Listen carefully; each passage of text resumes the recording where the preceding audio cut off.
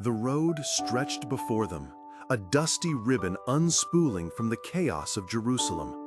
Two figures, Cleopas and his companion, trudged along, their shoulders slumped, their heads bowed.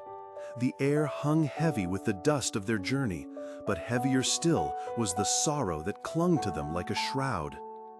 Just days ago, their world had been filled with a vibrant, audacious hope.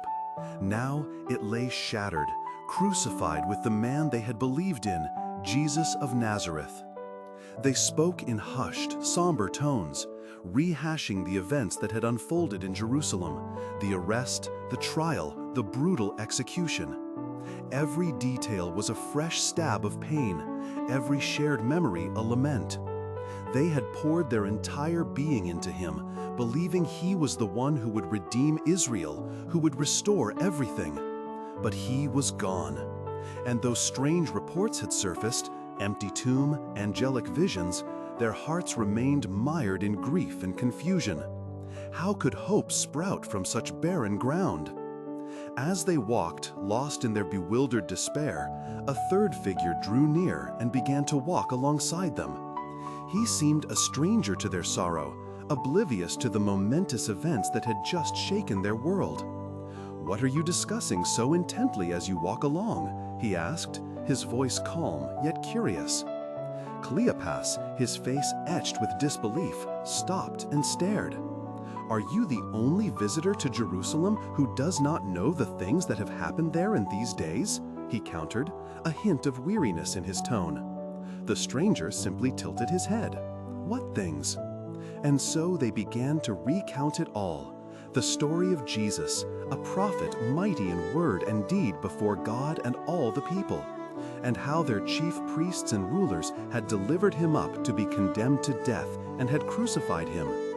They spoke of their fervent belief that he was the Messiah, the Redeemer, and the crushing disappointment that had followed. They shared the bewildering news of the empty tomb that very morning, of the women's tales of seeing angels who said he was alive. Yet, despite these extraordinary reports, he wasn't there. Their Messiah was gone. Imagine the weight in their voices, the ache in their hearts as they laid bare their dashed hopes to this unknown traveler. They were not just recounting facts, they were pouring out the agony of a faith deeply wounded, a future suddenly bleak. The stranger listened patiently, his gaze steady, and then he began to speak. His voice was gentle, yet carried an undeniable authority. "Oh, how foolish you are, and how slow of heart to believe all that the prophets have spoken," he began, not with condemnation, but with a profound and loving clarity. Was it not necessary that the Christ should suffer these things and enter into his glory? And with those words, a remarkable unfolding began. Starting with Moses and all the prophets, he opened the scriptures to them, explaining everything concerning himself. He didn't just quote verses, he wove a tapestry of ancient prophecies, forgotten promises, and the very unfolding of God's plan, revealing how every suffering, every setback was not a defeat, but a necessary step towards ultimate glory. He connected the dots they had been too blind, too grief-stricken to see. He painted a picture of a Messiah not just of power, but of suffering, a king whose throne was a cross before it was a crown. As he spoke, something subtle yet profound began to shift within Cleopas and his companion. The dusty road seemed less arduous, the air less heavy. A flicker, then a warmth, ignited deep within their chests.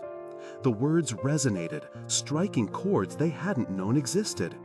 This wasn't just a theological lecture. It was an explanation that penetrated their very soul, untangling the knots of their confusion, replacing despair with a dawning, unnameable understanding. By the time they reached the village of Emmaus, the sun was beginning to dip below the horizon. The stranger made as if to go further, but the disciples, captivated by his words, urged him to stay. "Stay with us, for it is toward evening, and the day is now far spent." And he went in to stay with them. Back at the table, as twilight gathered in the room, the stranger took bread. This was an intimate, shared moment, a simple meal.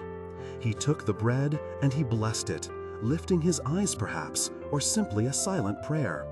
Then he broke it. And as he did, as the familiar gesture unfolded before their eyes, a veil seemed to lift. In that precise moment, their eyes were opened. They knew him. It was Jesus, the risen Christ. The shock, the immediate, overwhelming surge of recognition must have been breathtaking. The one they had just mourned as dead, the one whose story they had just recounted with such sorrow, was sitting right there, breaking bread with them. And then, as suddenly as he had appeared, he vanished from their sight. The room was quiet again, save for the beating of their own hearts, now racing with an electrifying mix of awe and astonishment. They looked at each other, their faces no longer downcast, but illuminated with an incandescent joy. Did not our hearts burn within us while he talked to us on the road, while he opened to us the scriptures? The burning they had felt was not just intellectual understanding, but the undeniable presence of the living God. There was no thought of staying, no desire for rest. Their weariness had vanished, replaced by an unstoppable energy. Immediately, that very hour, they rose and returned to Jerusalem, eager to share their incredible news with the 11 and those who were with them. The walk back, the very same road, was utterly transformed. The darkness of night could not touch the brilliant dawn that had broken in their souls. The Emmaus Road encounter is a timeless story, echoing through centuries to remind us that Jesus walks with us, even when we don't recognize him, especially in our moments of doubt and despair. Like Cleopas and his companion, we often recount our losses, our confusions, our shattered hopes.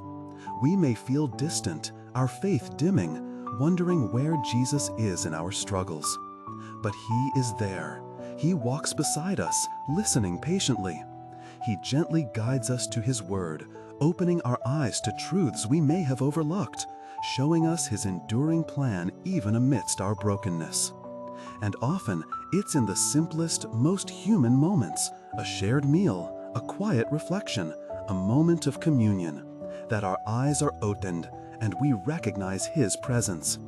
In those moments, our hearts too can burn with the realization that our doubts are not dead ends, but pathways for hope to ignite. Perhaps you felt that same longing, that same bewilderment. Know that Jesus is ever present, ready to walk with you, to open your eyes and to ignite your hope anew. He understands your journey. We invite you to reflect on this story. Have you had an Emmaus moment in your own life, where doubts turned into dawning hope? Share your thoughts in the comments below. And if this story resonated with you, consider subscribing or following for more reflections that aim to bring light to your path. Thank you for walking with us today.